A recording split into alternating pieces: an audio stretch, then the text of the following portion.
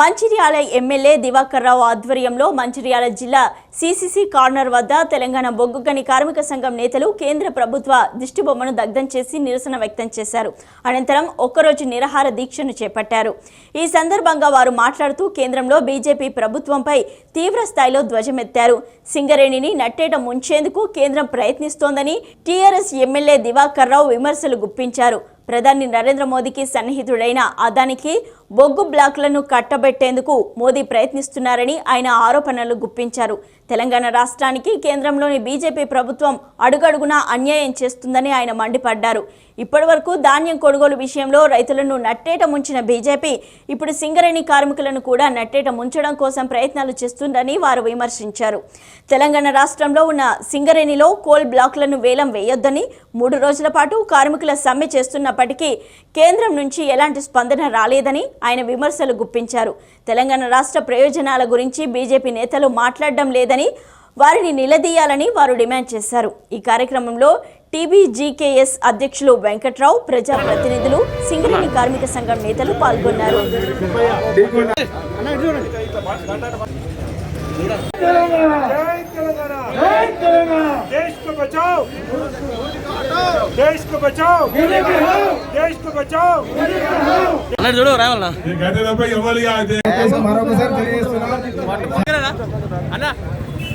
రాజకీయ ఇంకా వెనకాస్తే మంచి వస్తాయి, వైడ్ వస్తాయి, మొత్తం వస్తాయి. ఇంకా వెనకాస్తే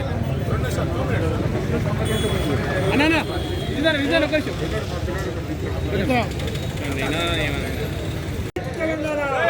तेलंगाना देश को बचाओ, देश को बचाओ, केसीआर का नायकत्व, सिंगरेणी बचाओ, जय तेलंगाना, जय तेलंगाना,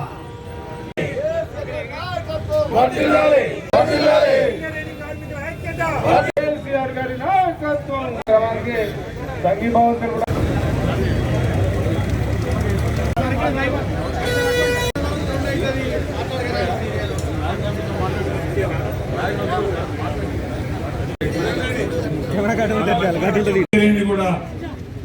4 గంటలు ప్రైవేటీకరణ చేసే దిశగా ముందుకు పోతున్న సందర్భంలో సింగరేణి సంస్థను అన్ని విధాలా కాపాడే దిశగా గౌరవ ముఖ్యమంత్రి గారు 2014 గెలిచిన తర్వాత కారుణ నియామకాల వల్ల దాదాపు అంటే కారుణ నియామకం వల్ల 10,000 మంది, ఇతరత్ర ఉద్యోగాల 4,000 మంది, ఇప్పుడు సింగరేణి సంఖ్య 42,000 పైబడి ఉంది.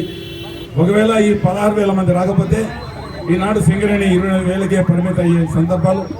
ఇక ప్రైవేటీకరణ అయితే భవిష్యత్తులో సింగరేణి సంస్థ ఉన్నది, కారుణ నియామకాలు ఉన్నాయి, పూర్తిగా అందరు రోడ్లు పడే ఆ విధంగా ఉండే దిశగా ఉన్న సందర్భంలో ముఖ్యమంత్రి చాలా గట్టిగా ఎట్టి పరిస్థితుల్లో ఈ సింగరేణి ప్రైవేటీకరణ చేయడానికి వీల్లేదు అనే ఒక ఆలోచనతోటి కేంద్ర ప్రభుత్వానికి సంబంధిత మంత్రి గారికి లెటర్ రాసినప్పటికీ, మన గౌరవ కేటీఆర్ గారు లెటర్ రాసినప్పటికీ సింగరేణి బొగ్గు కార్మిక సంఘం ఆధ్వర్యంలో ఏదైతే 3 రోజులు ఇతర కార్మిక సంఘాలతో సమ్మె చేసినప్పటికీ మండిగా పోతుంది బీజేపీ ప్రభుత్వం, మోడీ గారి ప్రభుత్వం. మరి దానికి ఏ రకంగా వారికి వ్యతిరేకంగా ఉండాలి, సింగరేణి మనం కాపాడుకోవాలి. సింగరేణి సంస్థ ఉంటేనే మరి మన ప్రాంతంలో ఎంతో మేలు జరిగే దిశగా ఆ రకం ఉంటుంది. సింగరేణి సంస్థ 100,000 కోట్లు ఖర్చు పెట్టి, అదనంగా మైండ్ల కోసం 100,000 కోట్లు ఖర్చు పెట్టి మొత్తం దాన్ని ప్లాన్ చేసుకొని అనుమతి కోసం పోతే, కేంద్రానికి అనుమతి కోసం పోతే అనుమతి లేదు, గినుమతి లేదు. ఈ సింగరేణి ఇంకా ఉన్న 4టినే కొన్ని బావులను ప్రైవేటీకరణ చేసే దిశగా నిర్ణయం తీసుకున్న సందర్భంలో మళ్ళీ దాని పావులు కలుపుతున్నారు. ఈ సందర్భంలో కేటీఆర్ గారి పిలుపు సింగరేణి అన్ని డివిజన్లలో ఆయా ప్రాంత ఎమ్మెల్యేలు నిరాశలు కూర్చోవాలి, రాజకీయ నాయకులు కూర్చోవాలి, కార్మిక నాయకులు కూర్చోవాలి.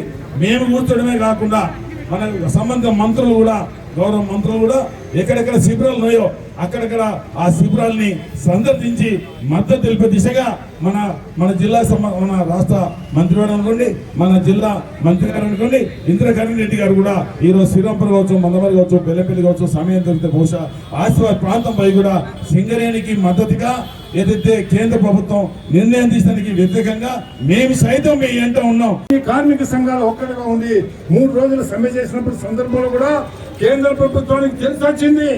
అయినా కూడా కళ్ళు మూసుకుపోయి సింగరేణి ప్రైవేట్ పరం చేయడానికి పూనుకుంటున్నారు. కాబట్టి మీరందరూ నడుం బిగించాలా, తాడో పేడో తెలుసుకోవాలా.